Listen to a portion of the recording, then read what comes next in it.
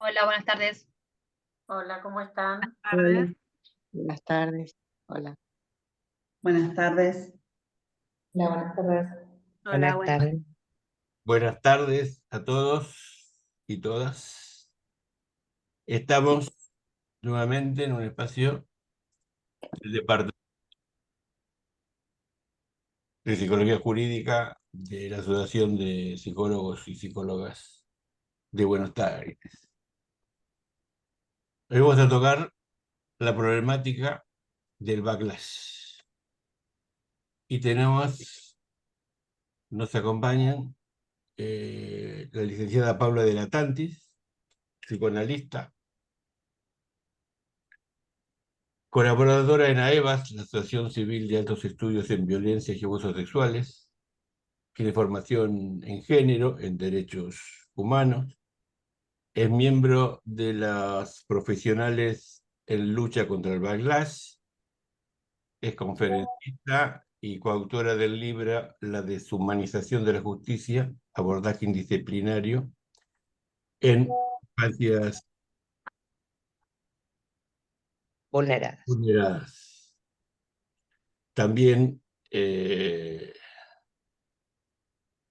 Susana Cuadro, la licenciada Susana Cuadro, nos acompaña, forma parte como del equipo que va a participar hoy. Es psicóloga del Cuerpo Técnico Auxiliar del Fuero de Responsabilidad Penal Juvenil. Es supervisora de equipos que trabajan con violencia. Está doctorando en la Facultad de Psicología de la UBA con una tesis acerca del desgaste en violencia. Es especialista en atención y tratamientos de violencia de género de la Universidad de Buenos Aires. Es integrante del equipo de investigación Infancia y Necesidades. Docente de la carrera de especialización en psicoanálisis del Colegio de Psicólogos Distrito 14 y de la especialización en atención y tratamientos de violencias hacia las infancias, adolescencias, y miembro de ACEBIFA y AZAMPI. Y el doctor Carlos Claro. Quirós, es abogado, es autor del libro Abuso Sexual, un libro de cercanía para que todos podamos comprender de qué se trata. Está especializado en el patrocinio de víctimas sexual infantil y las problemáticas referentes a la vulneración de derechos de niños, niñas y adolescentes, así como a todo lo atinente a violencia de género, su problemática y tratamiento. En ambos casos, siempre en perspectiva de derechos. Es divulgador de la problemática, ha participado como disertante en espacios que abordan el tema. El departamento y ABBA también son difusores, divulgadores de la problemática, y es un lujo contar con la presencia de ustedes para que compartan con nosotros sus experiencias y aportes valiosos que van a hacer. Paula, ¿querés Bueno, sí, quiero agradecer a ABBA porque año tras año siempre, bueno, brindan este espacio que es un espacio sumamente nutritivo para profesionales nobles y para otros profesionales que están en la temática, ¿no es cierto? Acompañando a víctimas, ¿no? Acompañando psicoterapéuticamente a víctimas o evaluando, a víctimas de violencia o abusos sexuales, ¿no? Eh, por un lado, los profesionales nobles creo que pueden, bueno, estar en autos de la situación, también empezar a conectarse con estos temas, y por el otro lado, los profesionales que están en el campo y en la temática, poder, bueno, formar redes, poder tener instituciones que los alojen, poder hablar de esto, ¿no? Hay un artículo de Lila Feldman que habla de la política del trauma, ¿no? De cómo a veces en nuestras propias instituciones se acalla lo traumático cuando, irónicamente, nosotros trabajamos con lo reprimido, ¿no? Y bueno, el instaurar este espacio y el tener este espacio, bueno, es para empezar a tramitar todas estas cuestiones y poder sacarlas a la luz, ¿no? Lo traumático y el costo de cuidar, ¿no? Justamente, bueno, esta charla se denomina Backlash y desgaste profesional. En la primera parte yo voy a desarrollar, hay un PowerPoint también, lo que significa el abordaje profesional con víctimas. Voy a delinear un poco esto de lo que nos sucede en nuestro aparato psíquico y, bueno, el desgaste que esto genera, ¿no? Y acelerado por el backlash, de qué se trata el backlash. Y bueno, posteriormente la licenciada Susana Cuadros va a hablar de este desgaste que tenemos, el desgaste profesional. Carlos va a hablar de nuestras herramientas dentro de lo legal. Y como último, los tres pensamos también hacer como una caja de herramientas, recomendaciones frente a esto, ¿no? ¿Qué se puede hacer frente a esto? Y seguir pensando juntos, ¿no? En este sentido. Así que bueno, voy a comenzar la charla, si pueden poner el PowerPoint, como para ir apoyándome en esto. Y bueno, digamos, vamos a hablar del backlash. Esa es la última hoja. Ahí está. A ver, la segunda hoja. Bueno, cuando hablamos del backlash, hablamos del burnout y del backlash, el abordaje profesional con víctimas de violencia encierra en sí una muy compleja tarea, lo cual genera en los operadores diversos efectos en su trabajo cotidiano, siendo entonces testigos de relatos traumáticos de lo más siniestro de nuestra cultura, buscando en muchas ocasiones herramientas para la protección de las víctimas, para contrarrestar las situaciones de vulnerabilidad en las que se encuentran inmersas, ¿no? En este sentido, podemos hablar del costo de cuidar, de la ética del cuidado, ¿no? Es así que las intervenciones profesionales en diferentes instituciones, desde el Poder Judicial, ámbitos escolares, hospitalarios o privados, generan consecuencias en los operadores, ya que trabajar con niños, niñas y adolescentes que padecieron maltratos, abusos sexuales y otras situaciones dañosas resulta en sí una situación traumática para nosotros, ¿no? Activándose entonces la angustia señal, o sea, la angustia se siente en el cuerpo. En este sentido también el objetivo de esta presentación es, bueno, hablar de la ética del cuidado, ¿no? Y de la ética del cuidado de los profesionales, además de los pacientes, ¿no? En este sentido, Eva Giberti, la maestra, dice textualmente que escuchar a los chicos narrando qué les sucedió suele producir un efecto inesperado. Lo que describen funciona como una intrusión en el psiquismo de quien lo atiende. Debido por lo general a la gravedad del relato, el profesional tiene que procesar dicha narración como si fuese un cuerpo extraño, que se debe convertir en propio, lo que exige un esfuerzo en su economía pulsional. Es decir, nosotros escuchamos relatos, cargados de crueldad, de lo más siniestro de la cultura, y esto tiene efectos en nuestro psiquismo, ¿no? Demanda mucha energía para poder tramitarlo, ¿no?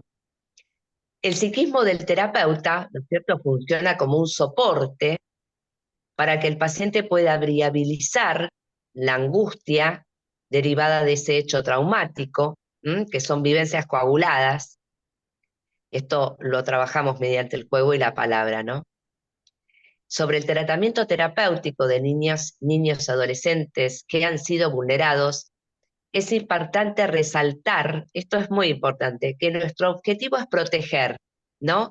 Y que nunca debemos dejar de lado la instancia llamada realidad. Es decir, las interpretaciones, bueno, pueden venir después, digamos. Lo primero, hablando de los tratamientos, es alojar y cuidar, y no dejar de lado la realidad que es generadora de patologías. Entonces, En este sentido, hablamos también de la ética del cuidado, ¿no? Con respecto a esto, es importante también resaltar que al trabajar con niños, ¿no?, que fueron víctimas de abuso o violencia, tenemos que considerar que hay consecuencias de lo que es esa traumatización primaria, ¿no? Entonces esto, digamos, al generar estos afectos, ¿no?, en nuestro psiquismo, esta consecuencia en nuestro psiquismo, sumado con el gran compromiso que implica esa tarea y con rasgos a veces individuales de sobreexigencia, producen fatigabilidad, ¿no?, fatiga en los profesionales que intervenimos, ¿no?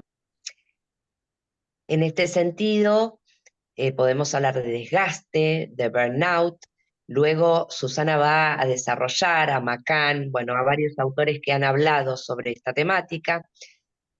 Yo en este momento voy a hablar sobre Maslach, que investigó acerca del burnout en el personal docente y médico y en todo el personal de asistencia general, y habla del costo de cuidar al otro, ¿no? Y define al burnout, que es el síndrome de estar quemado o incinerado, a un síndrome ocupacional, ¿no? Y identifica 3 dimensiones en el mismo, ¿no?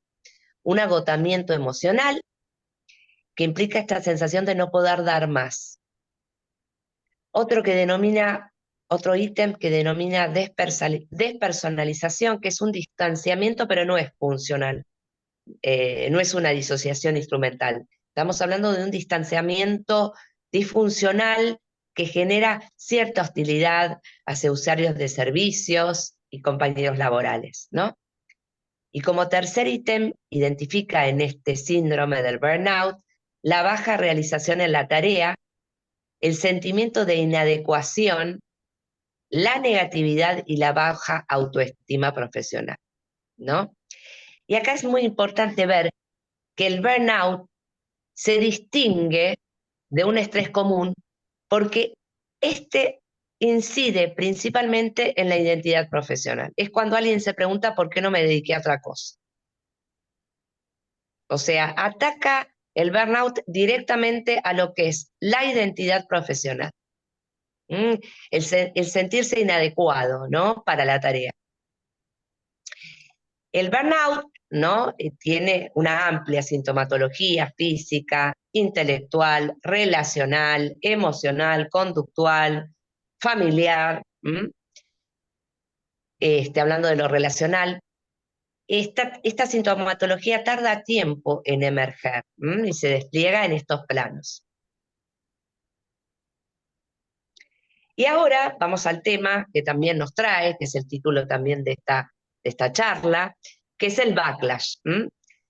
Digamos, yo considero al backlash, que ahora les voy a brindar una definición posible, como una fuente de desgaste, ¿no?, de acelerador de lo que es el burnout. Tomando en cuenta la materia fuego, el backlash sería como un combustible que lo desata, ¿no? Es un patrón peligroso de respuesta, ¿no? Su traducción literal del inglés es backlash, es latigazo, ¿está? Pero, digamos, Finkelor y otros autores lo denominan como un contramovimiento. Entonces, una definición posible de backlash es un contramovimiento, ¿no?, al proceso de visibilización del abuso sexual contra la infancia y el maltrato infanto-juvenil para neutralizar e invalidar a las y los profesionales que en consultorios privados, en instituciones o en el ámbito judicial trabajan desde las buenas prácticas en pos de la protección y la restitución de los derechos de niñas, niños y adolescentes, evaluando en otras ocasiones brindando tratamientos acordes a cada situación y a la complejidad de la problemática. Es decir, que el backlash es una respuesta negativa frente a un avance valioso en términos de visibilización de violencia de género y la visibilización de la violencia sexual contra niñas, niños y adolescentes. ¿Mm? ¿Cómo se despliega el backlash, no? ¿Cómo puede identificar? Bueno, una de las acciones se despliegan en ámbitos judiciales o administrativos, en los colegios profesionales, y otras son acosos y acciones extrajurídicas.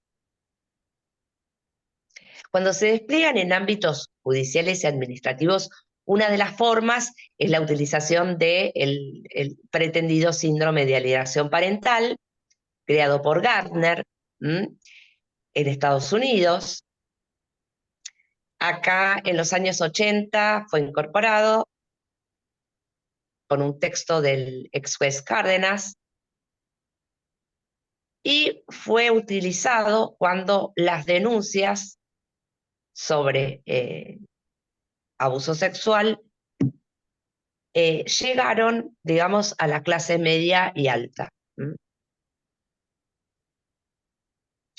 ¿A qué alude el backlash y el SAP, que es una forma del backlash, el síndrome de Porea? A un lavado de cerebros, es decir, alude a que los niños, los denunciantes, que en general son las madres, también pueden ser padres, los profesionales y los servicios especializados en niñez mienten.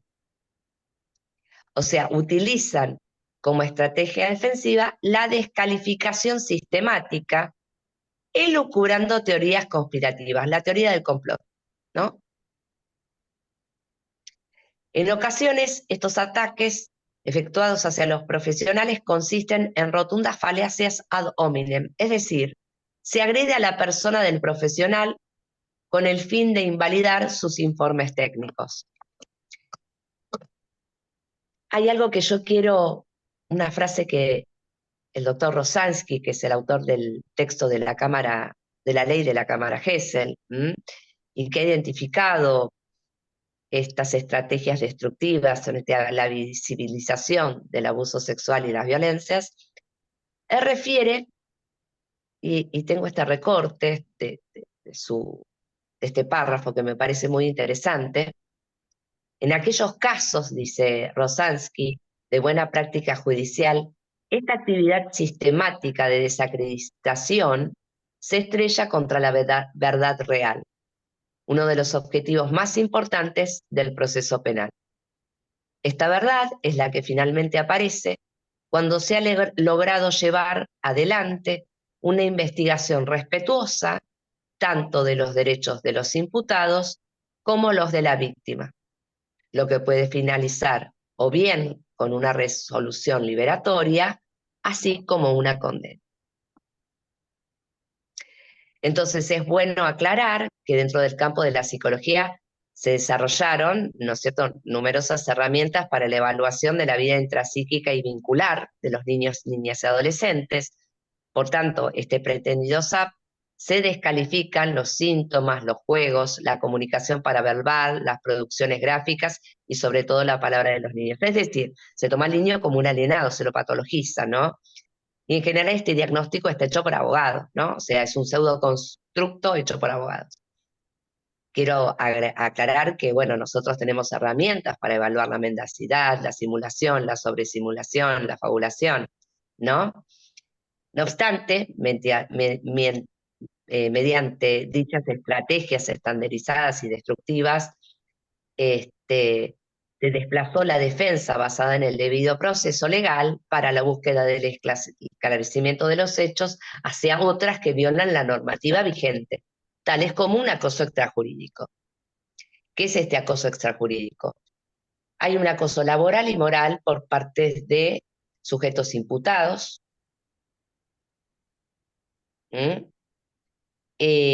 o acusados, ¿no? De lo que sería abuso sexual contra la infancia o maltrato infanto-juvenil. Este acoso extrajurídico consiste en campañas de desprestigio por internet, amenazas, bueno, todo lo que es violencia digital. Ahora está la ley Olimpia que Carlos después va a poder explicar que es una herramienta útil para que la tengan en cuenta.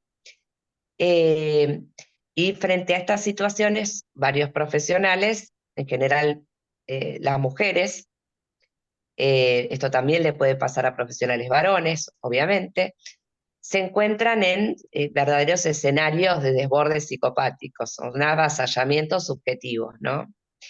En el que se trata de desprestigiar a la persona que porta la voz, o sea, como neutralizar a el entorno protector de la víctima, de esta persona que denuncia, y se ha evaluado, ¿no es cierto?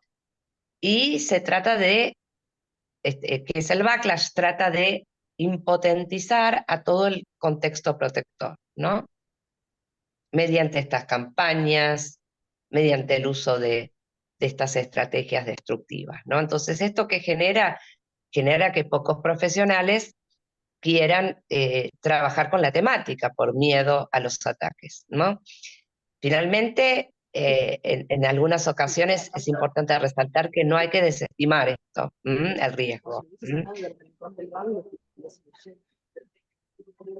¿Alguien estaba hablando o me quería decir? No, ¿Susana? tiene que silenciar el...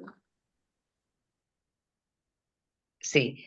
Entonces, bueno, frente a esto hay avasallamientos subjetivos, pero bueno, es importante no desestimar el riesgo, denunciar, ¿no es cierto? En estas situaciones hay fiscales que están prestando atención a estas situaciones y ahora Carlos va a hablar de un fallo, de una causa que está saliendo adelante, vamos a decir.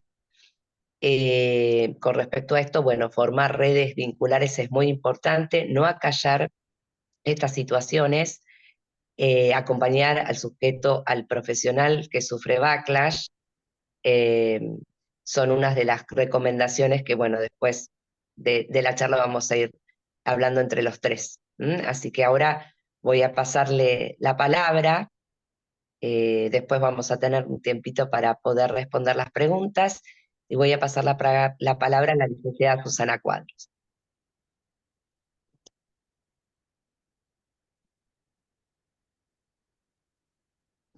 Bueno, ¿qué tal? Buenas tardes a todas, a todos. Quiero que me digan si me escuchan bien.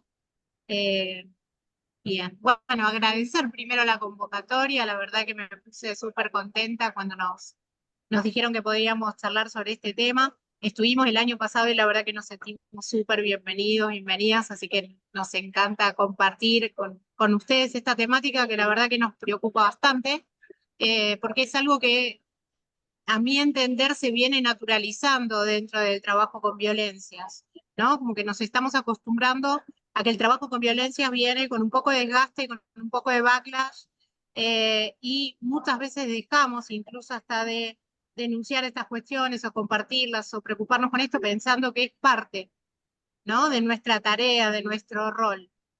Vengo escuchando algunas profesionales que vienen en este sentido, comunicando las situaciones, y la verdad me preocupa, por lo cual estos encuentros siempre son del orden de lo saludable, ¿no? Cuando vamos a hablar un poco de factores protectores, hablamos por sobre todo de lo grupal, ¿no? De la grupalidad como parte de poder cuidarnos tanto del desgaste como del backlash.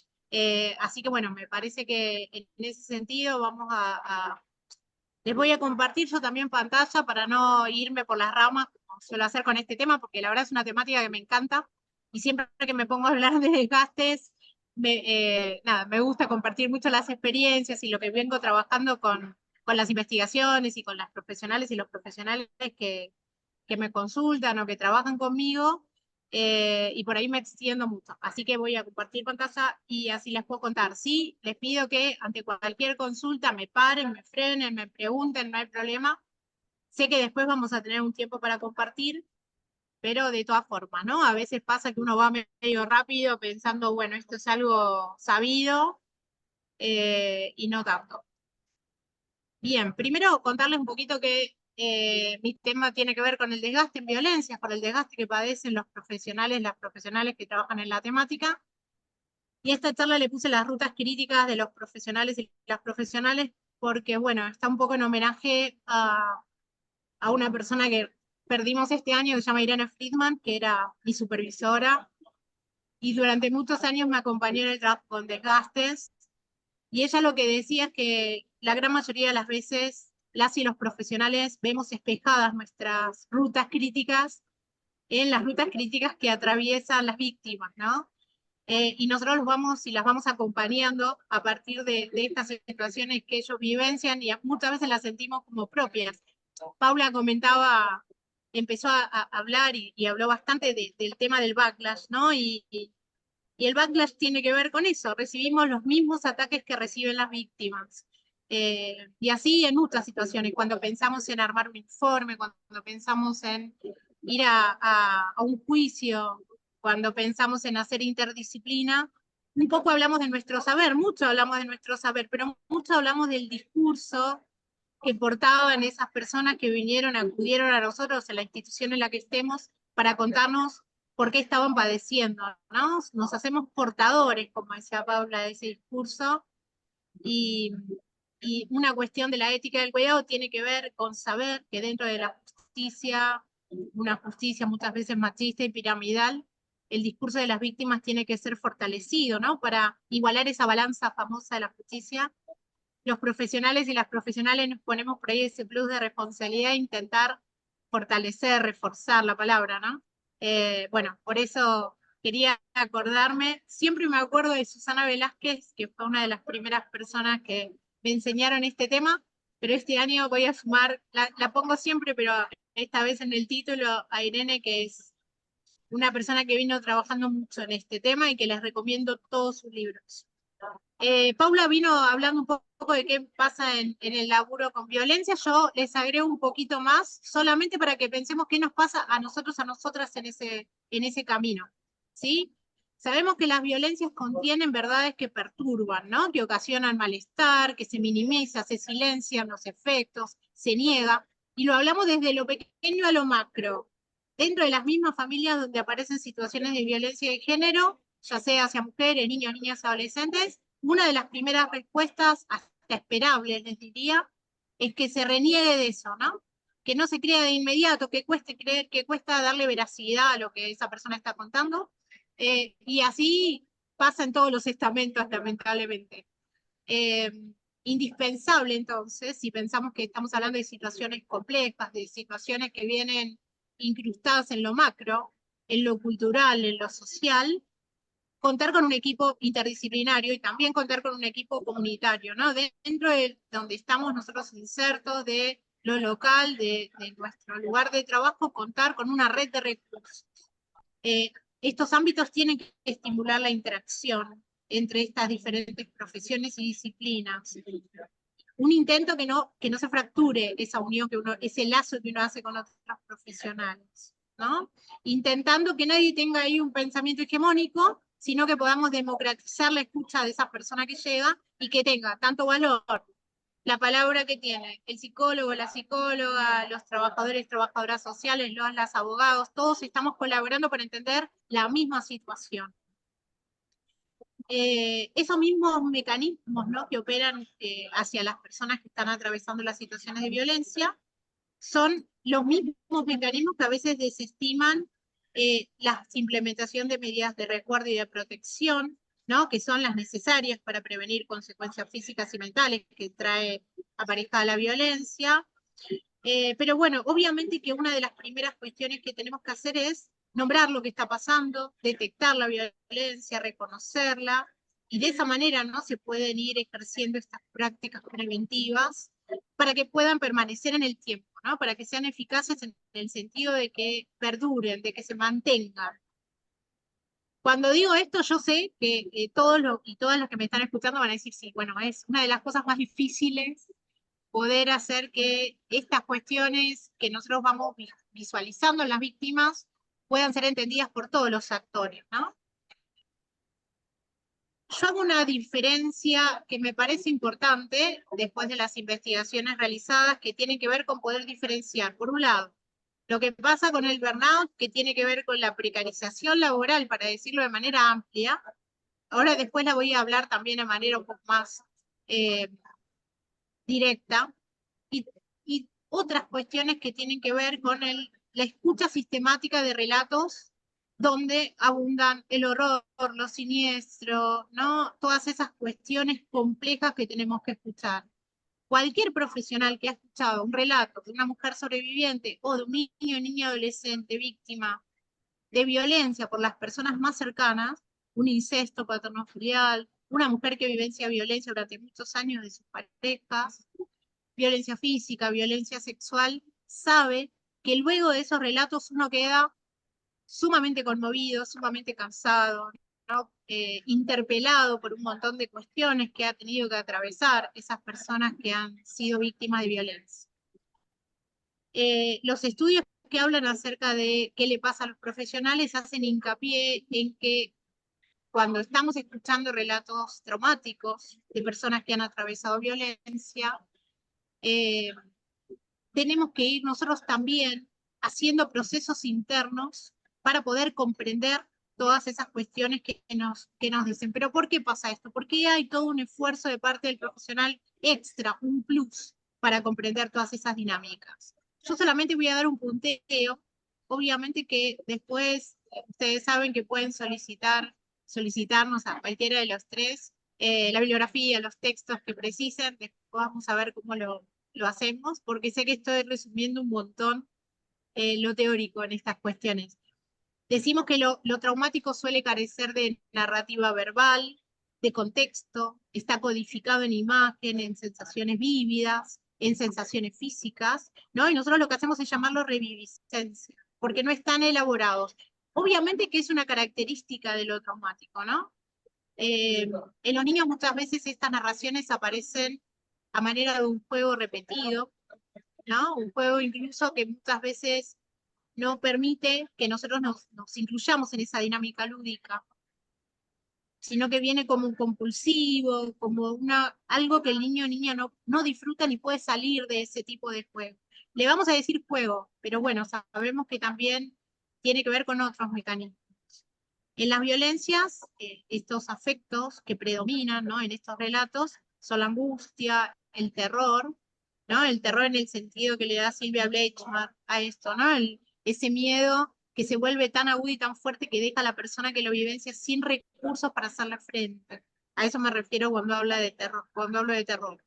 La vergüenza, la desconfianza.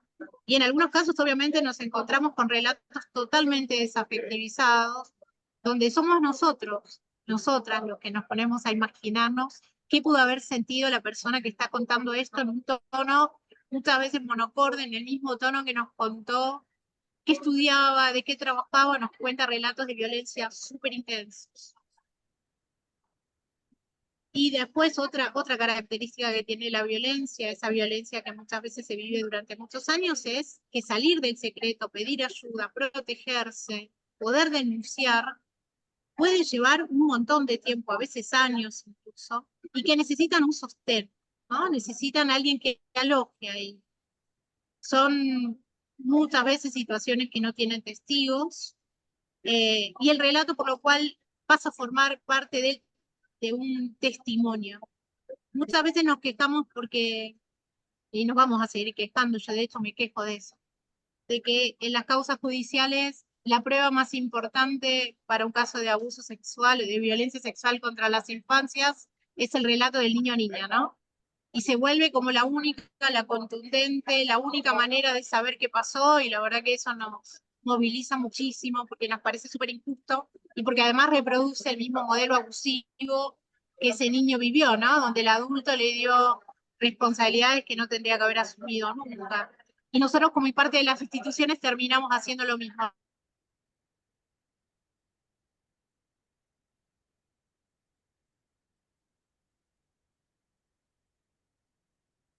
Fortalecer ese relato a través de la realidad caiga también un poco o mucho sobre lo que nosotros podemos contar y decir acerca de lo que pasaron esas personas que atraviesan violencias. ¿Y cuál es la consecuencia para los profesionales? Vamos directamente, así no me extiendo demasiado, de todas estas cuestiones.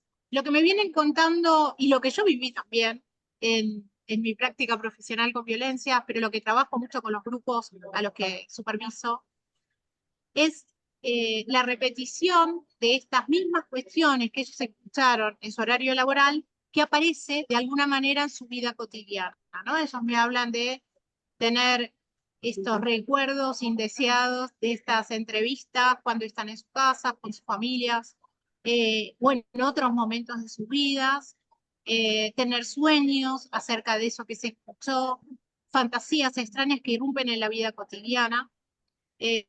También lo que encontramos es conductas de evitación laboral, como ausentismo, la ausencia de reuniones y otras actividades laborales.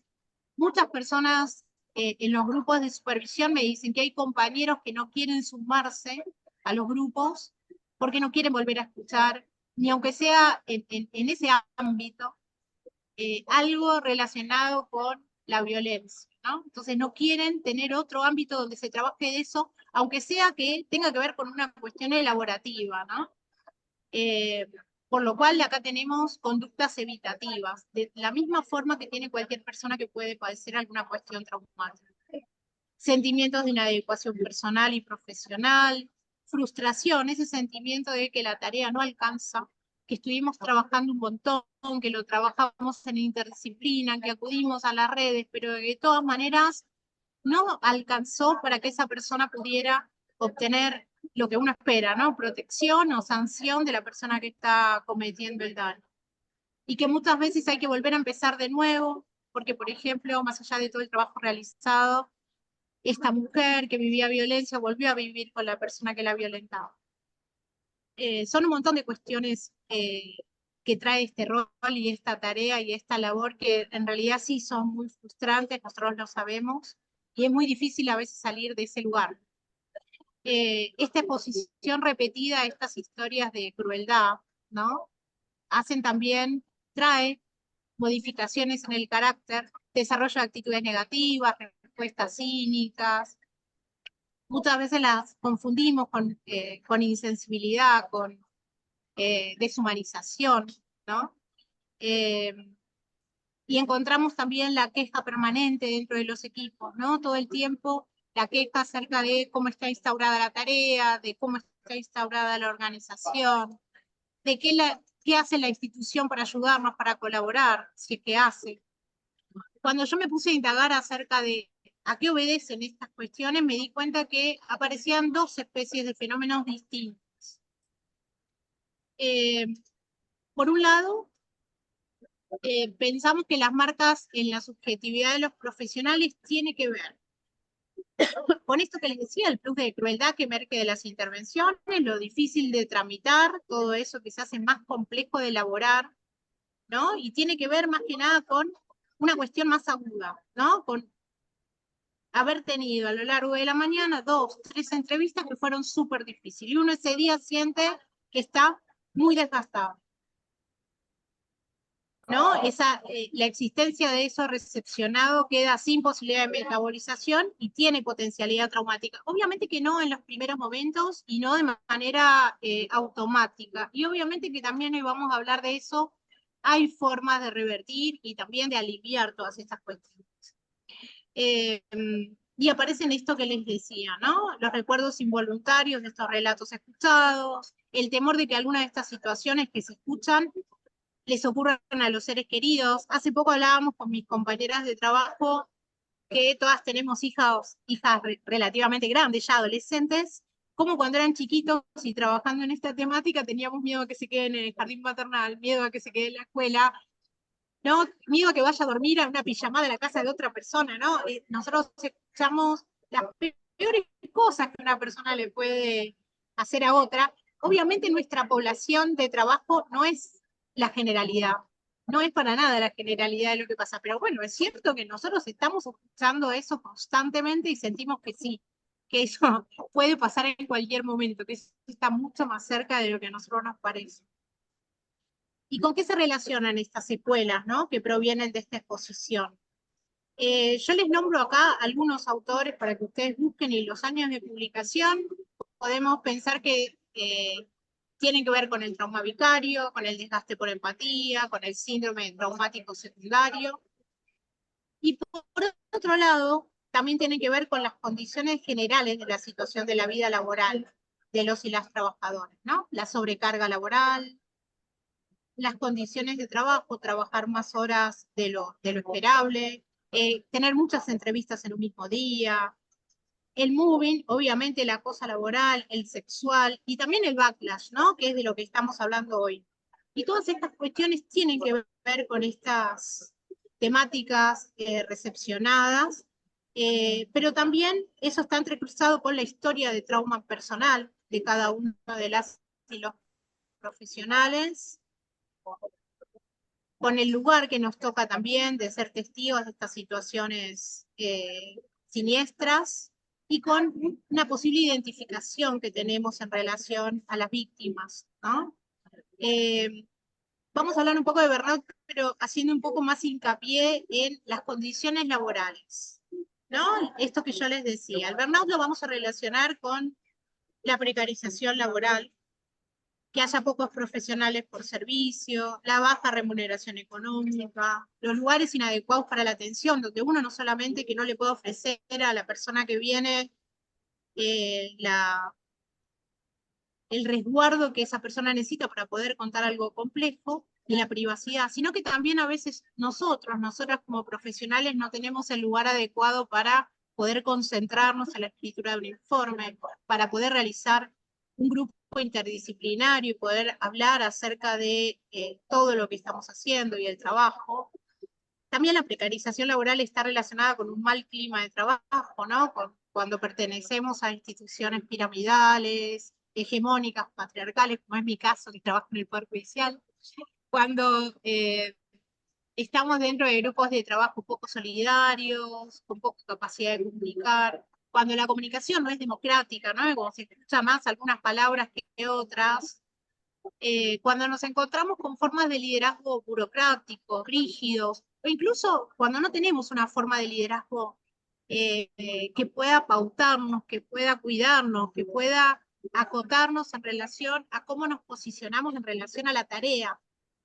Todo esto genera una vulnerabilización progresiva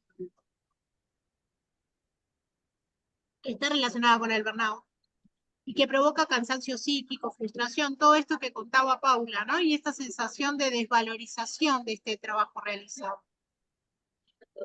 Me gustaría contarles más que nada porque no quiero que pase el día de hoy sin decirles, porque siempre me concentro en lo negativo, viene toda la primera parte de mi exposición, siempre es algo que los deja muy desmoralizados, y quiero hoy centrarme un poco en qué hacemos con esto, ¿no? Y más porque hoy la charla más que nada tiene que ver con el backlash, y siento que es una de las cuestiones que más nos precarizan y más nos vuelven vulnerables, porque esos ataques hacen que nos sentamos desprotegidos y obviamente mucho más a merced de todas las otras cuestiones que pasan en nuestra institución. Lo aconsejable siempre que uno trabaja con violencias es el trabajo en equipo con una mirada de género, ¿no? Cuando hablo de mirada de género, obviamente que sabemos que tiene que ver con un posicionamiento crítico en relación a la cultura. Es necesario que haya un trabajo de muchos profesionales trabajando juntos para entender la complejidad, como les decía antes, del trabajo y para poder en serio llevar adelante una ética del cuidado, donde equilibremos un poco la balanza entre el victimario y la víctima. Poder tener capacitación continua, poder que el equipo se encuentre centrado en la tarea, que tengamos un objetivo común, que podamos trabajar esos mitos, esas creencias personales, mecanismos ideológicos que muchas veces obturan el trabajo, ¿no?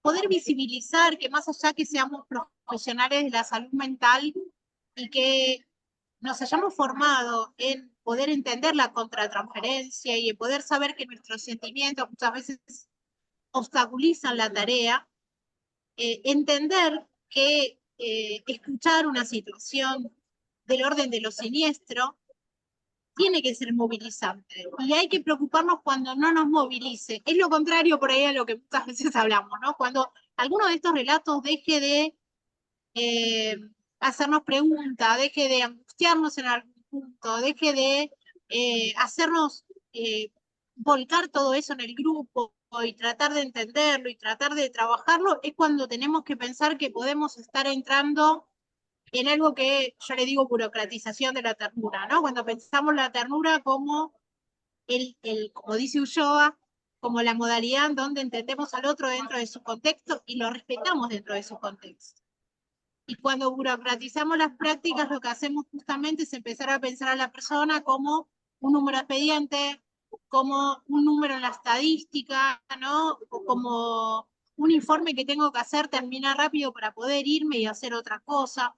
Bueno, y en ese momento me parece que tenemos que estar más preocupados. Todo lo demás, todo lo que viene por ahí anexado a el desgaste profesional, obviamente que tiene que poder ser trabajado, que tiene que poder ser validado por la institución, pero en primer lugar nosotros y nosotras tenemos que tomar conciencia de esos sentimientos a los que nos expone el trabajo, ¿no? Reconocerlos, discutirlos en un equipo, poder trabajar los obstáculos, las limitaciones que tiene este trabajo, compartir las experiencias, crear contextos de seguridad psicológica. ¿Y a qué me refiero con eso?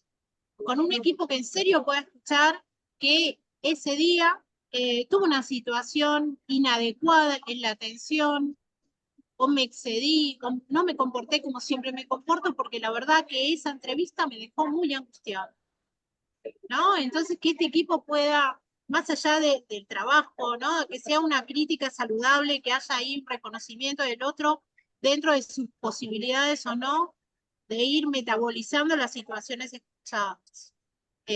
Armar espacios institucionalizados que deben ser respetados, y para que sean respetados esos espacios en donde podamos supervisar en el horario laboral, en donde podamos trabajar interdisciplinariamente sin que nos estén llamando a cada rato para atender a alguien, esto tiene que estar validado por la institución de pertenencia. Yo creo que esa lucha no debe abandonarse.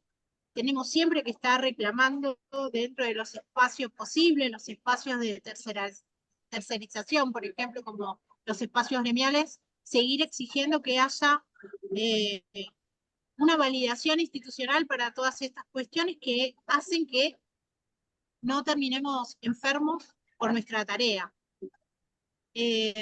Para lo cual, dos cuestiones, y con esto termino. El trabajo cotidiano en equipo, todos los días, intentar tener un espacio, un rato. Nosotros a veces en mi equipo le decimos la charla de pasillo, porque en muchas situaciones nos juntamos todos y todas en el pasillo a hablar de cómo estuvo ese día. Si puede ser un espacio más cómodo, mucho mejor, gente, obviamente. Nosotros a veces podemos y a veces no, pero si esto está regulado, ¿no? Por el equipo, por el grupo, mucho mejor, ¿no? Y el objetivo que tiene esto es justamente poder hablar acerca de la intervención, pero también poder compartir, ¿no? La angustia sufrida a veces que uno tiene no solo por el relato escuchado, sino también por la dificultad en la gestión. Y último, en serio, termino, poder pensar en una supervisión que sea específica, ¿no? Una supervisión con personas que conozcan acerca de lo que nos pasa a los profesionales que trabajamos en violencia, que conozcan del backlash, que conozcan de desgaste. Obviamente la teoría está, obvio, ¿no? Una persona que supervisa sabe acerca de lo teórico, pero también estas cuestiones como para poder ayudar a resguardarnos. Lo que sí ofrezco, porque sé que hablé muy rápido, después lo charlaremos, pero sí dejar el power para el que lo quiera, para que después se pueda leer. Igual queda la grabación, así que después se escuchará. Pero bueno, después seguimos charlando, pero bueno, lo importante que quería decir es que sí hay un montón de maneras, de modalidades que nos van a servir para ir combatiendo todos estos malestares que vienen, ¿no? De la mano de la tarea. Bueno, muchas gracias, Susana. Si después podés compartir el Power, nosotros te lo reenviamos a las personas que están registrados y que lo requieran. Y obviamente va a estar la grabación para que los que quieran. Y seguramente van a poner sus contactos por si alguien quiere ampliar las preguntas o las consultas. Bien. Carlos. Hola, ¿qué tal? Buenas tardes a todos y todas. Muchas gracias por la convocatoria. Espero poder transmitir la experiencia que tenemos en violencia con respecto a lo jurídico, donde usualmente tenemos las consultas de víctimas y últimamente esas víctimas también están conformadas por psicólogas. Así que esa es la idea, ver también, como bien dijo Susana, que no todo es negativo, estamos teniendo respuestas del Poder Judicial. Y el plexo probatorio, digamos, es muy importante cuando tenemos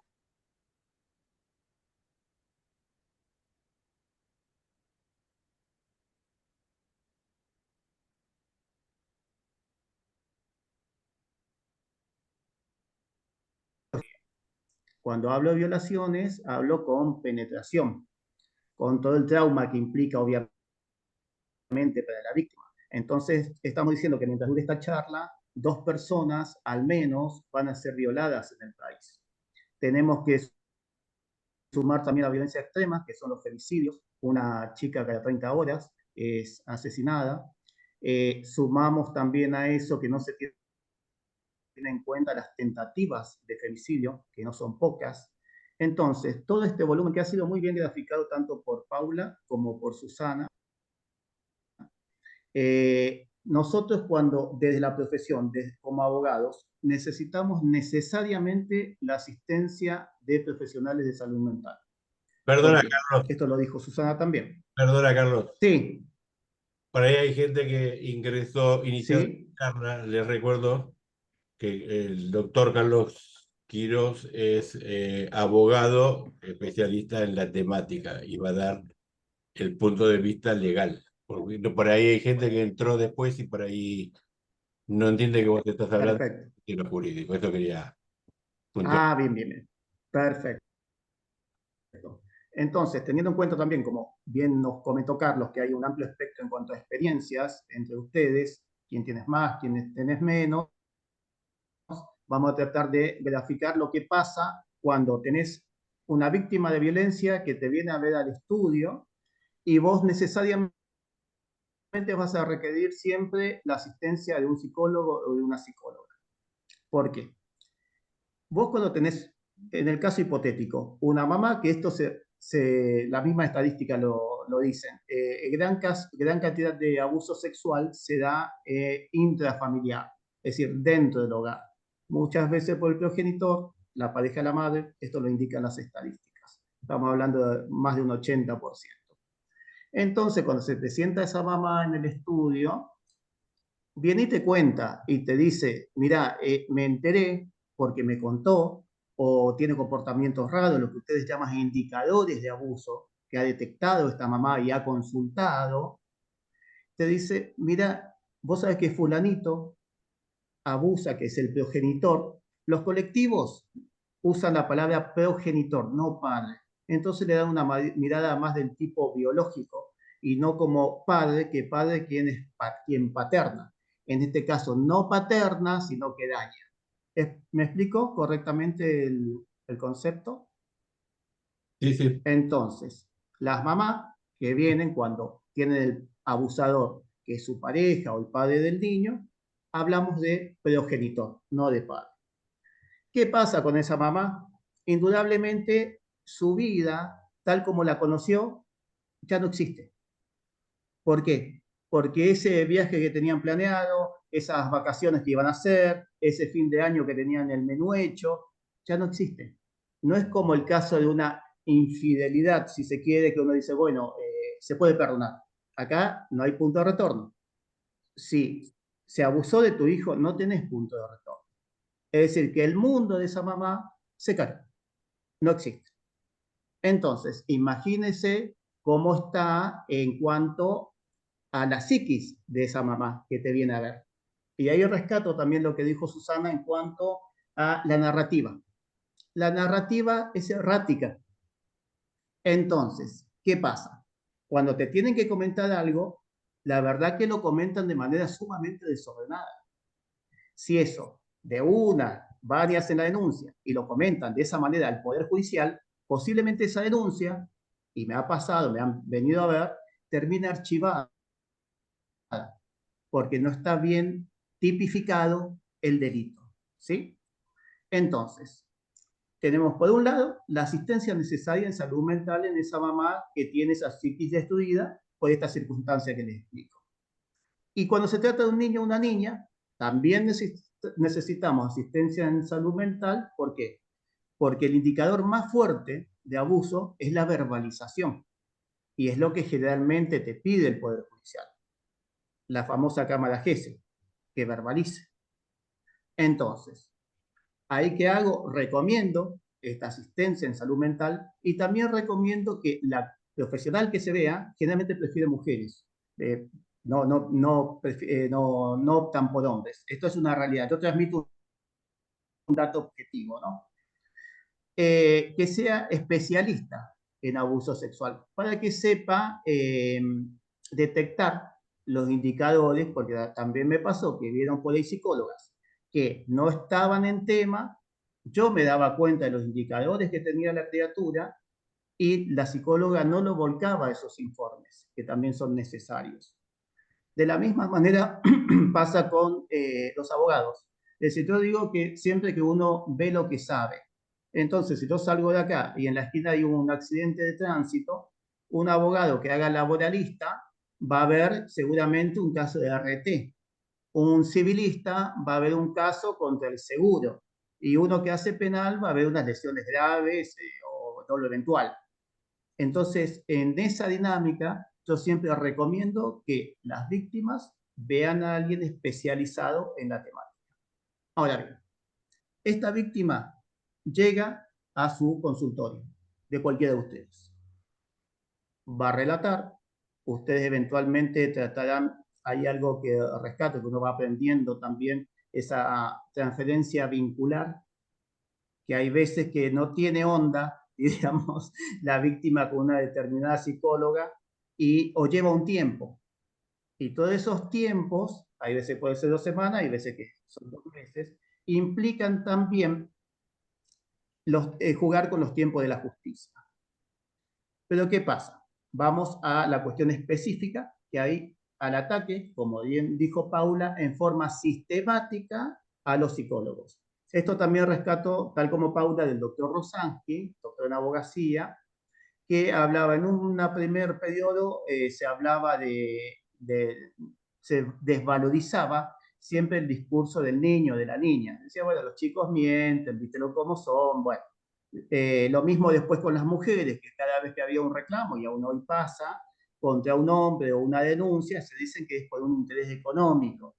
Es decir, siempre está ese camino de la desvalorización, del desprestigio. Cuando eso ya no empezó a resultar por la ganancia de derechos, ¿qué pasó? Empezaron a ir contra los psicólogos. Entonces, ustedes por ahí están atendiendo a un chico, una chica, un niño o niña, a la cual nosotros necesitamos que verbalice o que ustedes marquen los indicadores de abuso, o esa verbalización, que como les digo es el indicador más fuerte y el que generalmente requiere la justicia, y reciben un WhatsApp del progenitor. Muchas veces en tono agresivo, otras veces piden una audiencia, van buscando los canales. Son generalmente grandes manejadores de situaciones también. Hay veces que reciben una carta de documento, intimando a que no sigan atendiendo al niño porque no tiene el consentimiento del progenitor. Acá siempre priva el interés superior del niño. Si hay un niño, generalmente hay una denuncia. Después vamos a graficar un poquito también teniendo en cuenta, como dijimos, las diferentes experiencias, cómo es ese proceso. Es un camino, y es un camino de espinas generalmente para la víctima. Más allá de las situaciones que son feas, como las vivencias mismas, también... Sí, perdón. Mara. Hola, buenas tardes, perdón que ¿Qué interrumpa, tal? pero Sí. yo quería saber, en el caso en que entre la víctima y la psicóloga no haya como perdón, pero estoy en el consultorio, este rapport o por lo menos esta confianza, ¿hay posibilidades de cambiar la psicóloga o de ver otra estrategia o se designa y ya queda con esa persona? No. Esto es como pasa con el abogado mismo. Puede ver un cliente y no sentirse cómodo conmigo. Cambiar de profesional. ¿Viste? Acá en necesitamos, como los que tenemos también una mirada humanista, que se sienta cómodo porque te está contando cosas feas, íntimas. Tal cual, porque como no Entonces, en forzar esa es, lógica, no, acá no podés claro, forzar nada, tampoco podés no, forzar el discurso. totalmente, Por eso, totalmente. incluso fíjate hasta qué punto, que no sé si habían escuchado que no se cambiaron los plazos, se suspendieron los plazos de prescripción en los delitos sexuales, que es hasta cuándo se pueden denunciar. Esa ley que permite eso se llama respeto al tiempo de las víctimas. Ya te lo dice el título de la ley, respeto al tiempo de las víctimas. Entonces eso también nosotros, si bien es una necesidad, esa verbalización, es algo que tenemos que respetar como abogados. Entonces vos vas trazando estrategias, porque por ahí te vienen también y te dicen, viste que ves en la tele y demás ese apuro por la cámara GESEL. Y hay veces que no, vos tenés que patear la cámara GESEL, porque la criatura o la víctima no está en condiciones de verbalizar. Entonces va a fracasar una vez, va a fracasar otra vez, después le voy a contar los contextos en los cuales se da esta cámara GESEL usualmente, y te van a archivar la causa. Entonces te conviene ir dilatando, trabajando un poquito, mientras en salud mental se hace el trabajo de detección al menos de los indicadores de abuso. ¿Me explico Claro, correctamente?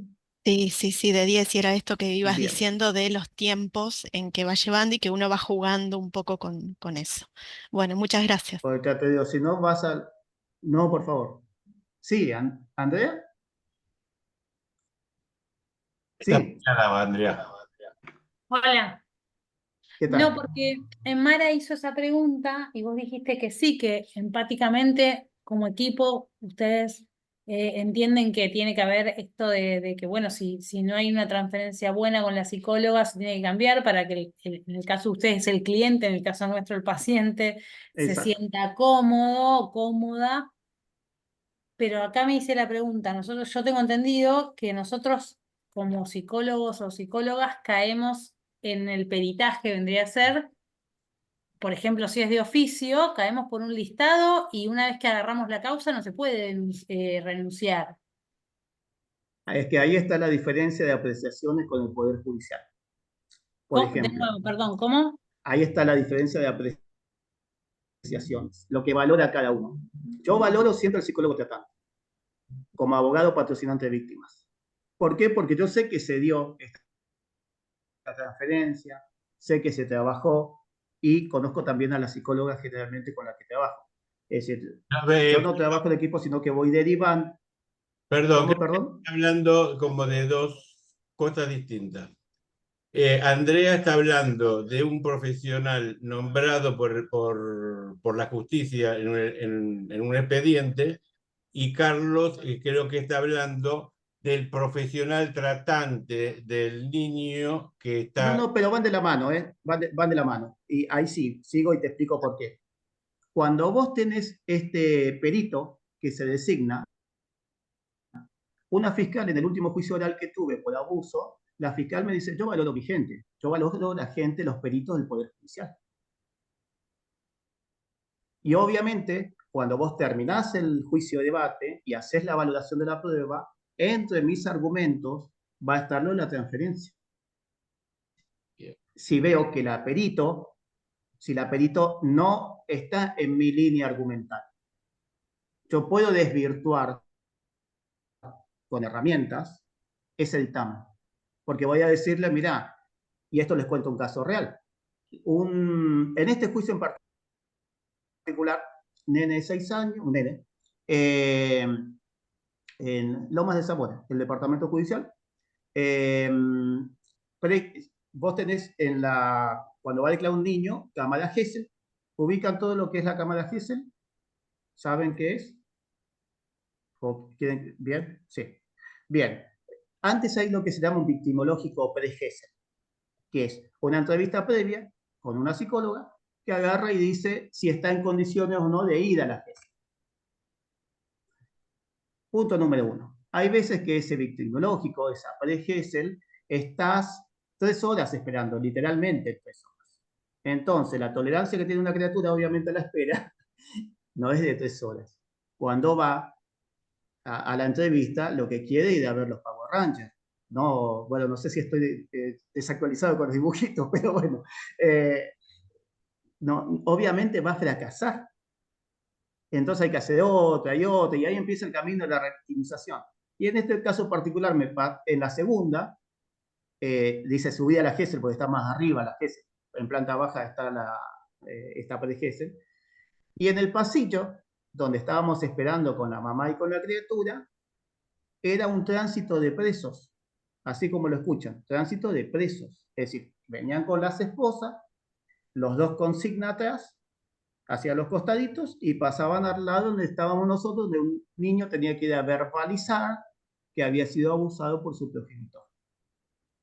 Entonces, estos son los ambientes en los cuales nos movemos. Cava es otra historia. Sinceramente, Cava es más prolijo todo. No, hay circunstancias históricas, lo que quieran, pero objetivamente es más prolijo, siempre. Hay inclusive otro trato, es diferente. Bueno, independientemente de eso. Seguimos, ¿les parece? ¿Estamos hasta ahí? Entonces, bueno, ¿qué pasa cuando pasa a mayores esta agresión? Son tipos particularmente agresivos que me ha pasado también con mujeres. No pasa lo mismo con hombres. Eso es también una constante. Esto le voy transmitiendo. Ustedes buscarán la explicación desde el punto de vista de la psiquis. Yo les transmito lo que pasa usualmente. Entonces, después de la carta de documento puede pasar que vengan directamente scratches en redes sociales y amenazas. Ahí ya estamos hablando de delitos. Estos delitos tienen que ser denunciados. Hay diversas formas hoy en día de denunciar. Podés denunciar por una aplicación, podés ir a la Comisaría de la Mujer en Provincia de Buenos Aires, por internet, por correo electrónico. Pero también están los pormenores de cómo se hacen y se tipifican esas amenazas. Ahora, ¿qué quiero significar con esto? Que siempre hay cuestiones desde el punto de vista legal. Si yo digo sufrir una amenaza, esa amenaza tiene que haber tenido el efecto precisamente de amedrentarme. ¿Y cómo se materializa esa amenaza en sí? Mediante el cambio de lo que llamamos nosotros de la conducta habitual. ¿Qué significa en criollo? Bueno, mira, sinceramente yo iba a ir a tomar un café a la esquina, pero no voy más porque tengo miedo que se me aparezca el tipo y me golpee o me ocasione un daño. Esta semana no fui a atender al consultorio porque tengo miedo que el tipo se aparezca. Es decir, ese cambio de conducta habitual, es decir, yo lo que hacía dejé de hacerlo, o le avisé al guardia del edificio donde vivo, también tengo el consultorio, che, mirá, me está pasando esto, tengo miedo que venga este tipo, es así, así, asado, le mostrás una foto incluso, de fotos por todos lados, ¿sí? Eso es lo que te tipifica el delito. Entonces, por ahí pasa que cuando se hace una denuncia, dice, sufrí amenazas, y no está esta circunstancia detallada del cambio de conducta habitual, esa denuncia va a un archivo, y queda ahí. Entonces, avancemos. Supongamos, y ahora vamos a empezar con el caso concreto, ¿qué hacemos? A ver si puedo, no soy muy habilidoso, pero a ver si puedo compartir un momentito acá. Carlos, una pregunta, disculpa. Sí. Silvia, habla. Sí, Volviendo un poco atrás con el tema de la transferencia, porque es un término psicoanalítico. Entiendo que sos abogado y no todos los Puedo abogados, ahorrarle, sí. no todos los abogados creo que tienen información o están interiorizados acerca del psicoanálisis. Entonces, obviamente eso también influye en el cambio de un profesional para un tratamiento psicológico para el chico, para un niño, por ejemplo. Sí, a ver, uno va aprendiendo en función de lo que vas escuchando los psicólogos. Porque ustedes vuelcan primero los informes, después las explicaciones que te da vos también la psicóloga, y después los debates orales donde va la psicóloga a defender su postura, ¿sí? por eso, en este ámbito de tanta información y tanto perspectivas nuevas que hay de todo, porque hoy en día, es decir, si como abogado tenés que estudiar todo lo que aparece, no te alcanza el tiempo. Por eso hablo de la especialización. A mí particularmente me cuesta muchísimo llegar a una sentencia o a una indagatoria o tener las medidas de protección, conociendo bien y dedicándome a esto y tener empatía con las víctimas, porque va generando, y imagínate el que no. Que también hay colegas que, sin conocer a fondo la temática, incursionan. Y obviamente quien lo paga es el cliente o la víctima, como prefiero llamarla, ¿no es cierto? Entonces hay que ser sumamente cuidadoso y es un aprendizaje diario. Entonces uno va receptando también lo que te van diciendo los psicólogos. Obviamente podés no tener el fino. Por eso yo también sé que el psicólogo necesita tener una mirada de lo que pasa en un proceso penal, porque cuando trabajas con víctimas, también tenés un proceso penal. ¿Sí? Sí, sí, muchas gracias. Bien. Evacuar. Ah, bien, bien, bien. No, por favor. Ah, ya que estamos, le cuento. Usualmente también cuando una cuestión familiar. Sí. Quiero agregar una cosita a esta pregunta que decía, que me parece que, a ver, es sumamente importante la especialización de los profesionales en cada una de las temáticas, o sea, lo que es el tema de la violencia de género y el abuso sexual. Bueno, es importante, a ver, en el caso de necesitar el abogado, ¿no? Que sea especialista en la temática, lo mismo con el profesional de la salud, ¿no? Es decir, es sumamente importante para el tratamiento, bueno, y además para la detección de una sintomatología, ¿no? O sea, es lo que, digamos, es importante tener este respaldo teórico, ¿no?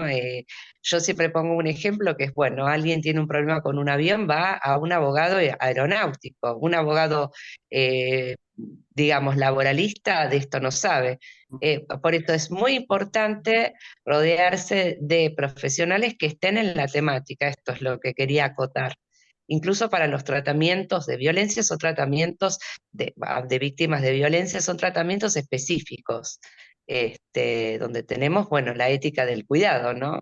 En este sentido, lo que decía desde lo psicológico, desde lo psicoanalítico también, este cuidado a la víctima, ¿no? Esta consideración de la realidad, que es una instancia. Digamos, todo lo que es el mundo inconsciente, obviamente que se va a analizar o no, depende del enfoque que tenga cada terapeuta, pero lo primero es cuidar de riesgo, ¿no? Porque estamos hablando de situaciones muy delicadas. Eso quería decir, agregar. Nada más. Bien, a ver si puedo compartir, que no es mi... A ver ahí.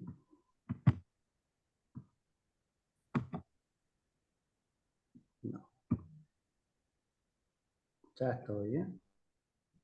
¿Ahí ven algo? Todavía no. Se Ahí ve está. un... Ahí está. ¿No? A ver. Ahí Ahora apareció. sí, Ah, ahora sí. perfecto. Bien, bien, bien. Bueno, ahora bien, supongamos que ustedes tienen esta amenaza, digamos, en sí, hacen la denuncia correctamente y ahí lo que vamos es lo que tratamos siempre, un botiquín de primeros auxilios. Es decir, lo que sí o sí tenés que pedir, que implica, como toda víctima, una protección. Es lo que nosotros llamamos las medidas cautelares.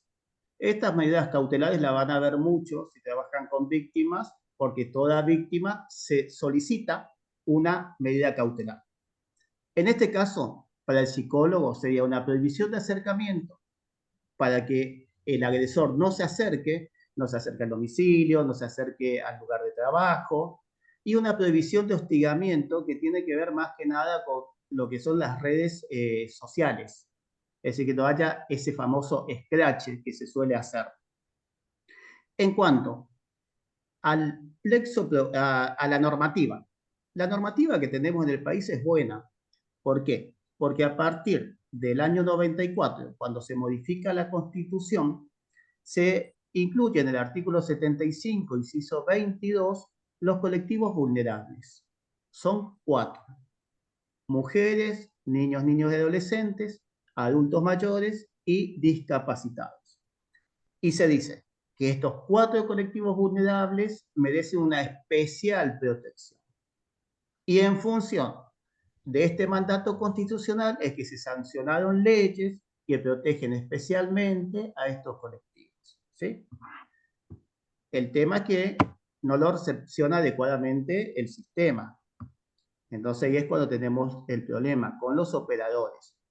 Acá tenemos lo que les dije, el 75, y a nivel internacional tenemos la Convención contra toda forma de discriminación contra la mujer.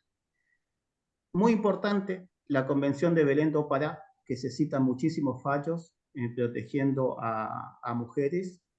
Y un fallo de la Corte Interamericana de Derechos Humanos, se llama, coloquialmente se lo conoce como Campo Algodonero, que es un caso contra México, en el cual se establece un concepto que literalmente es la debida diligencia judicial, pero debida diligencia judicial reforzada. Es decir, que cuando estamos ante estos colectivos vulnerables, el Poder Judicial tiene que ser más que bueno, según sus propios parámetros, tiene que superarse a sí mismo, porque su diligencia tiene que ser reforzada.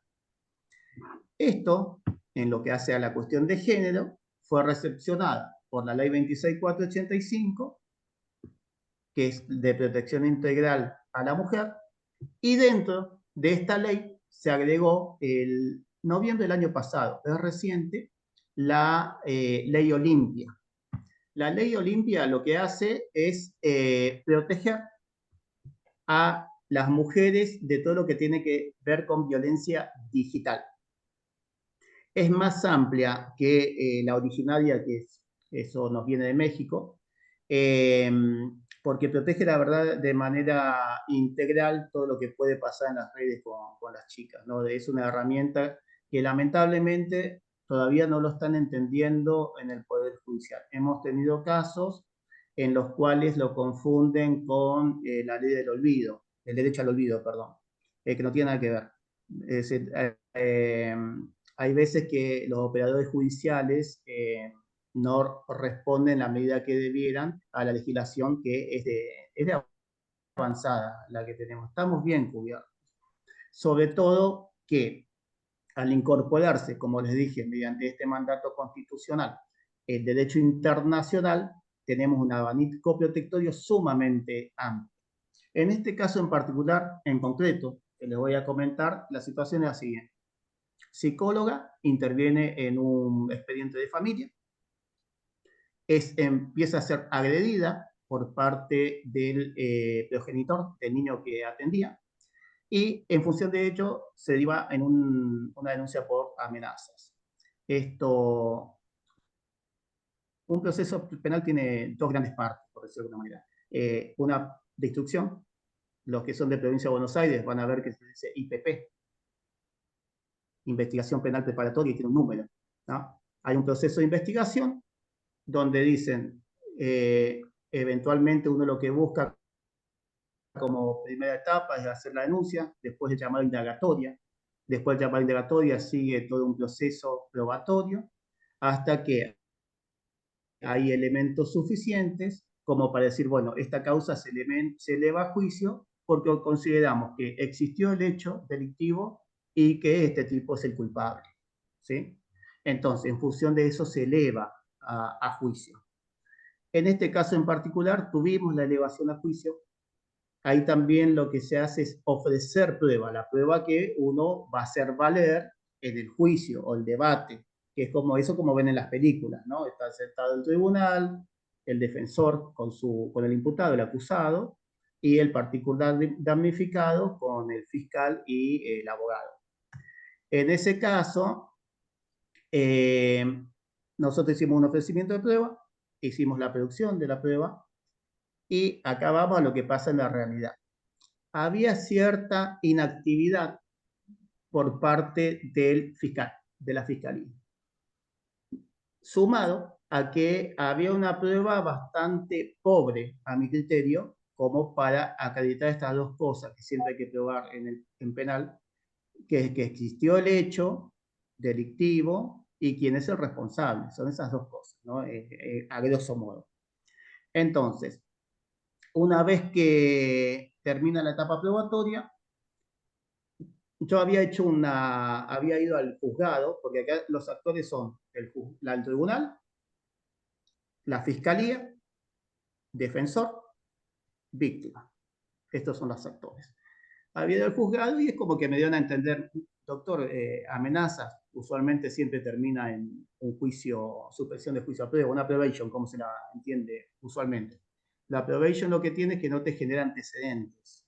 Es decir, es algo bastante leve, si se quiere. Yo ahí ya manifiesto, de todos modos nuestra intención es ir a juicio. ¿No? Bueno, seguimos con toda la cuestión probatoria, veo que no produce absolutamente nada el fiscal. Llegamos a una semana antes del juicio, hay una audiencia, porque la defensa y el acusado habían pedido precisamente esta suspensión de juicio a prueba, la probation. Nosotros nos manifestamos con mi cliente por la negativa, para que no se otorgue esa suspensión, queríamos ir a juicio, teníamos toda la prueba, todos los testigos, la verdad que estábamos prolijos como para ir a juicio. Y la fecha de juicio era un 6 de agosto, un día martes, una semana antes habíamos tenido esa audiencia, cuando el código de procedimiento te indica que tiene que ser menos 30 días antes, si había algo irregular.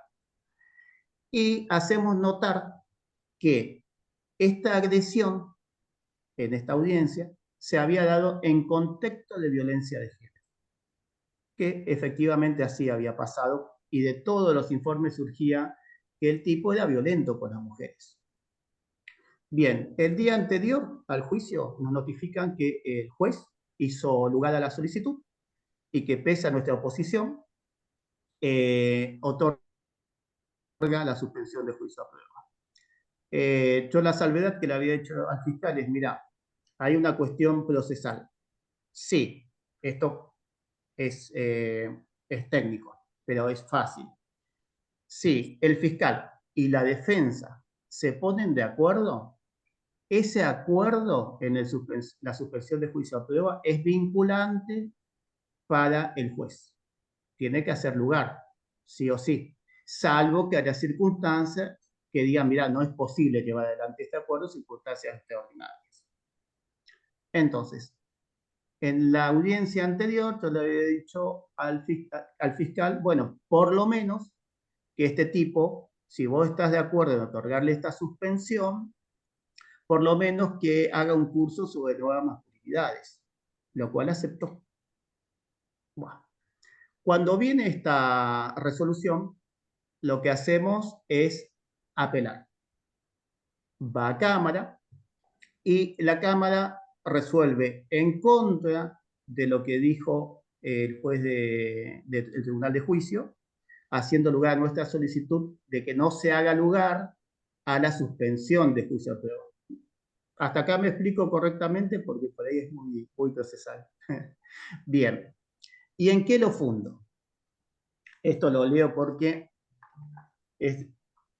dice, nosotros con la víctima destacamos que la psicóloga, mi cliente y quien había sufrido este caso de backlash, se encuentra incluida dentro del grupo de personas con especial protección. Esto que yo les decía el artículo 75, que incluye a las mujeres. Hay una especial protección con las mujeres. Sería diferente con psicólogos.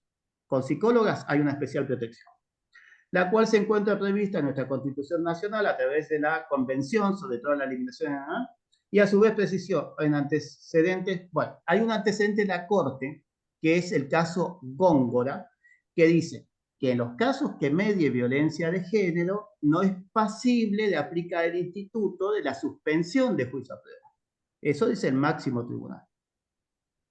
Entonces, en contexto de violencia de género, artículo 75, la Convención contra toda forma de discriminación contra la mujer, el caso Góngora, que es la Corte nuestra, y la Corte Interamericana de Derechos Humanos, en ese fallo que les comenté, Campo Algodonero, que establece que tiene que haber una especial protección y una debida diligencia reforzada, es que se funda para hacer caer ese acuerdo entre fiscal, defensa y homologado, digamos, por del tribunal de juicio.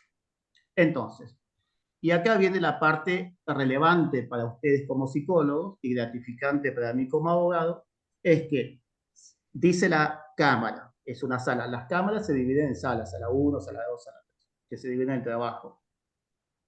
Y esta sala de la Cámara de San Isidro dice, si bien ha sostenido en pronunciamientos anteriores que ante el acuerdo vinculante, esto es lo que les expliqué hoy, que es vinculante, entre defensa y fiscal, el particular damnificado, somos nosotros, la víctima, no tiene legitimación para impugnar, decía, nosotros decíamos, la Cámara decía antes, que el particular damnificado no podía recusar, no podía impugnar.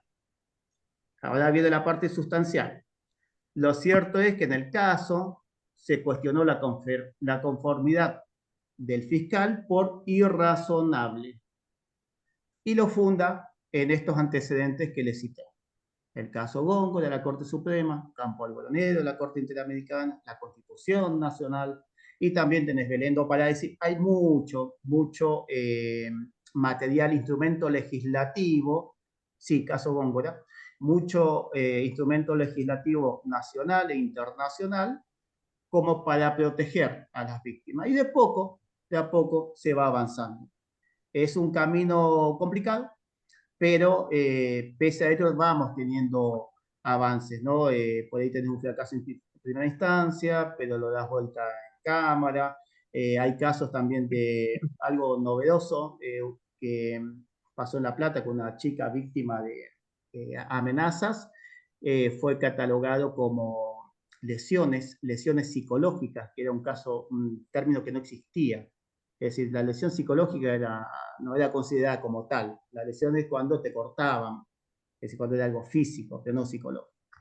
Así que bueno, estos son buenos augurios para lo que viene eventualmente para ustedes como psicólogos, que estamos teniendo fallos que van acompañando lo establecido a nivel internacional y el espíritu de los legisladores cuando hicieron la legislación nacional acorde a estos parámetros internacionales. Bueno, hasta aquí ha llegado. Lo mío espero haber sido claro. Y no sé si Muchas tienen alguna gracias, pregunta. Carlos. Yo quiero agregar a esto que, digamos, como que este fallo, a ver, implica racionalidad, ¿no? Porque la suspensión del juicio a prueba que se había impuesto, ¿no es cierto? Es la probation, ¿no? Entonces, en casos de violencia de género, cuando hay un sujeto violento que vaya a hacer digamos, alguna actividad, esto no extingue el riesgo que tienen las víctimas. O sea, entonces, digamos, acompaña una racionalidad la ley. La ley tiene que ver con esto, ¿no? Con orden y seguir lo lógico, lo racional, digamos, no es congruente, digamos, la supuesta pena de probation frente a una situación que no extingue, esto no extingue el riesgo, ¿no? Justamente la ley tiene que ser, un ordenador dentro del psiquismo y la sociedad, ¿no? Esto quería decir, ¿no? Que la suspensión de juicio a prueba es lo que se llama probation, ¿no? Y que en este caso, digamos, en un momento se indicó y luego la Cámara lo desestimó, por esto de lo que estamos hablando. Bien, han sido muy claros los tres, muy enriquecedor. La charla, los aportes de distintos puntos de vista. Y abrimos el espacio para las preguntas, comentarios. aportes que quieran hacer los participantes. Andrea levantó la mano. Sí, no, yo, a mí me pareció re interesante lo de hoy. Lo que sí estaría bueno que los Power, que tienen más información con términos más jurídicos, si después los podemos conseguir, sería un golazo. Para los que tenemos que hacer el informe, que a mí por lo menos esta clase me gustó mucho y capaz que voy por este lado. No sé. Bueno, los vamos a dejar y nuestros contactos también. Gracias. ¿Las otras no te gustaron, Laura?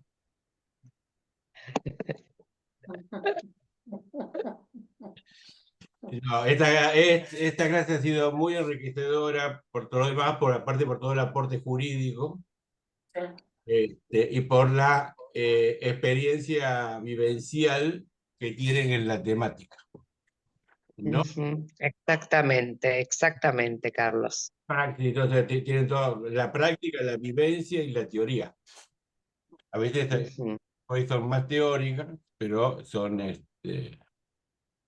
Yo quiero decir una última cosa, que es muy lindo, a ver, nuestro trabajo, trabajar con víctimas y poder acompañarlos en la restitución de sus derechos, ¿no?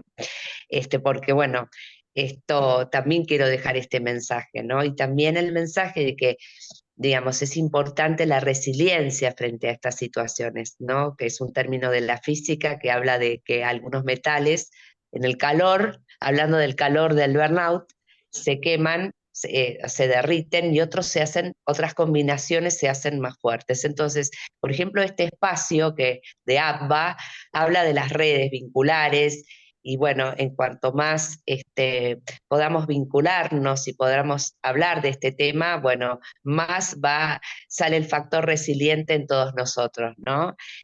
Eso me parece tan importante y tan rico este espacio que abren siempre ABBA, desde el lado de los profesionales. Nosotros tenemos como eje el visibilizar y sensibilizar en este tipo de temáticas y problemáticas. O sea, que se haga visible, que se reconozca y que genere la sensibilidad al tema. Gabriela, querías...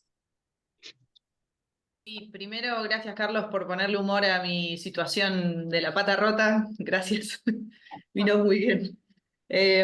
No, la verdad que cuando empezaron a hablar de la charla de hoy, obviamente nosotros cuando empieza no tenemos ni idea qué es lo que vamos a ver en el día, y fue súper interesante. Me recordé, creo que fue la primera charla que tuvimos que Carlos estaba dándonos como la introducción a toda la práctica y demás, y yo le decía qué difícil estar del lado de escuchar la miseria humana permanentemente. Y uno por ahí cuando está en la carrera, nada, te van diciendo que obviamente una de las patas fundamentales de la carrera, no solamente cuando uno estudia, sino en lo profesional, es la supervisión. Y yo me imaginaba que, bueno, que en casos como estos, cuando obviamente recae sobre el psicólogo esto, estar escuchando permanentemente este tipo de circunstancias, pensaba que se quedaba en la supervisión y chau. Y escuchar que existen este tipo de grupos de apoyo, este tipo de espacios en donde uno puede recurrir, la verdad que me parece, pero increíble. Agradezco que hayamos tenido esta práctica hoy, esta charla hoy, porque la verdad que nos da una visión mucho más amplia de qué es lo que se puede hacer en estas circunstancias y también humaniza al profesional, porque bueno, uno más allá de todo lo que está trabajando tiene sentimientos, sensaciones y se encuentra con la propia miseria o con las circunstancias que uno tiene que ir atravesando, que son muy difíciles realmente. Así que agradezco a todos ustedes por haber expuesto todo esto, súper interesante, me encantó. Y bueno, nada, seguimos acá, que Carlos siempre nos pregunta por qué siguen y seguimos por estas cosas, porque la verdad que nos enriquecen, nos llenan el alma y nos impulsan a querer terminar de estudiar y meternos con las botas en el barro, en mi caso con las muletas, pero bueno. Solo por hoy, Gabriela, pues ya vas a ver las botas. Bueno, Laura arriba. Acá estoy. Hola, doctor Miranda. Bueno, sabe que yo voy para este lado, ¿no?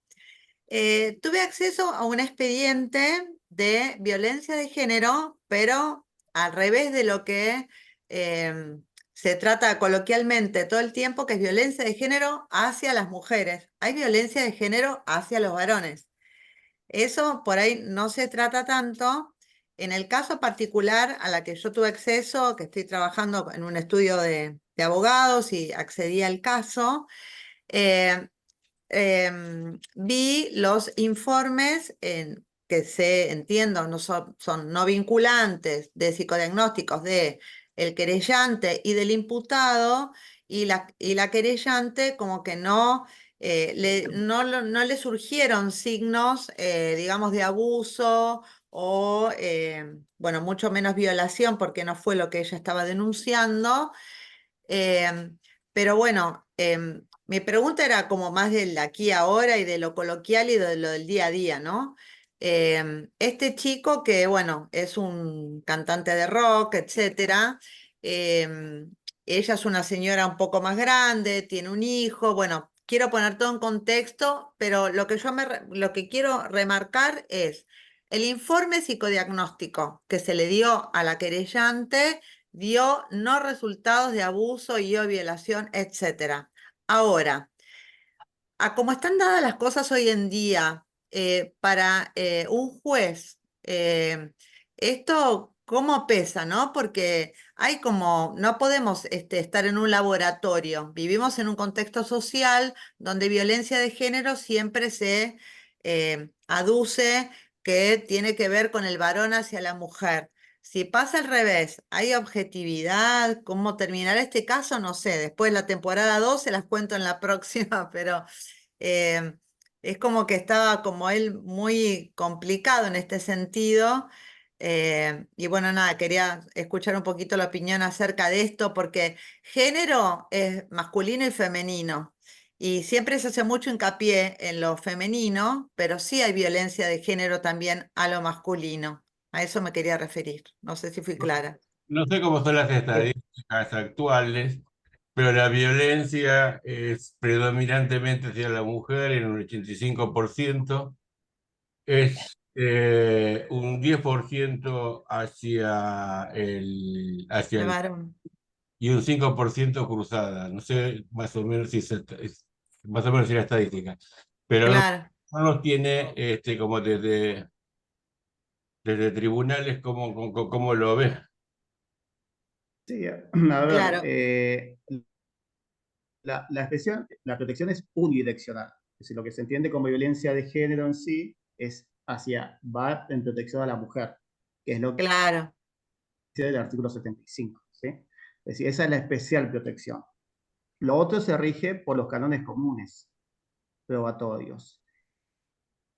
Acá en estos casos de colectivos vulnerables considerados con una especial protección, hay otros estándares a tal punto que uno dice también que se interpela incluso en los aprendizajes previos.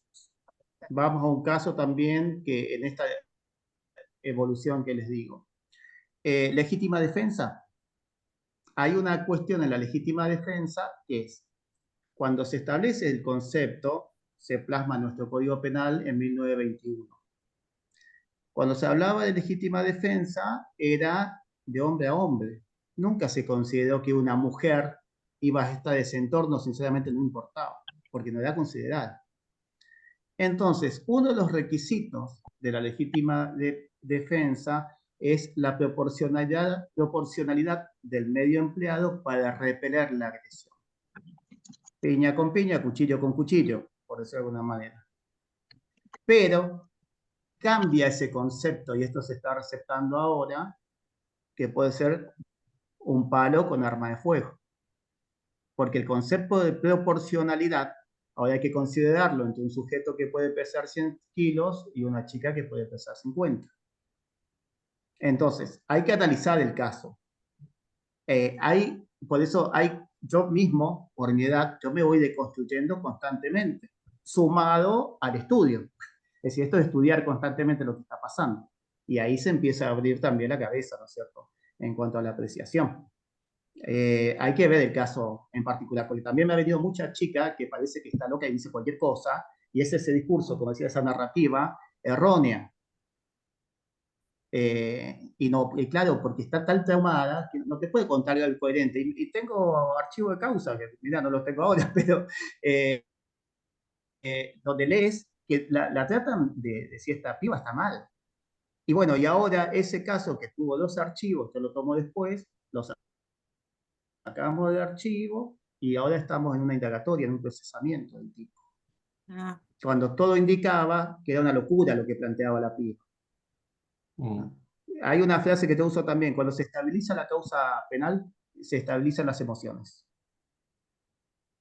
Porque como tenés también este correlato, también, perdón si me voy un poquito, pero cuando vos tenés una causa penal y es intrafamiliar, siempre tenés al tipo pidiendo revinculación con la criatura, en el caso que sea un abuso, un maltrato. claro, no, en este caso Entonces no, vos tenés era de una pareja de varios por años. eso,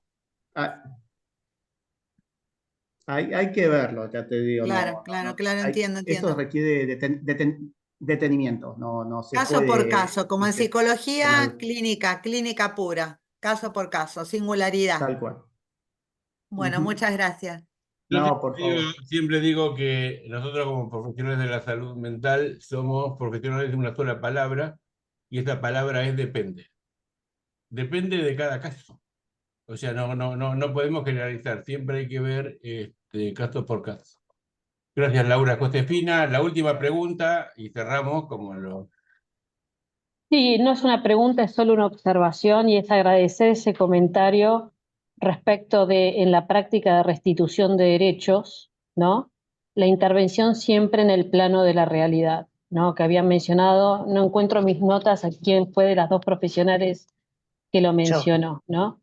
Sí. Sí, y sobre todo teniendo en cuenta el claro análisis de las redes y la evaluación de las competencias de las redes. La verdad es que aprecio muchísimo esta valoración. Es una realidad, es necesario y se requiere. Yo trabajo en vulneración de derecho de infancia hace 14 años ya. Y es verdad esto que se plantea de las presiones que se ejercen sobre los organismos cuando uno toma una posición clara respecto de la restauración de derechos y el requerimiento de las medidas procedentes para ese fin, ¿no? Nunca le había puesto el nombre. Backlash para mí es una novedad. La verdad nunca me había puesto a profundizar sobre esto, pero se viven presiones claras hasta en planos de elevarla hasta el plano ejecutivo máximo del organismo para tratar de acallar situaciones, evaluaciones, pedidos, medidas solicitadas. Así que bueno, mil gracias, estuvo muy bueno y muy claro respecto de muchas situaciones cotidianas en la práctica. Bueno, les agradecemos, tenemos que cerrar. Les agradecemos todos los aportes que tan generosamente han realizado. Ya vieron en los comentarios verbales y los que hay en el chat cómo han movilizado y sensibilizado y cómo ha resultado de sumo interés y fue placentero todo este trabajo que están realizando y que compartieron. Seguramente, abusando de su generosidad, lo volveremos a invitar. Gracias. A mí me encanta. Aviso que Susana se le cortó la comunicación y que saluda a todos, se le cortó la conexión. Puede pasar. Bueno, les agradecemos y continuamos en contacto. Cerramos. Y por favor, los disertantes, PDF. unos minutos más. Terminamos. Sí. Muchas gracias. Gracias. Muchas gracias.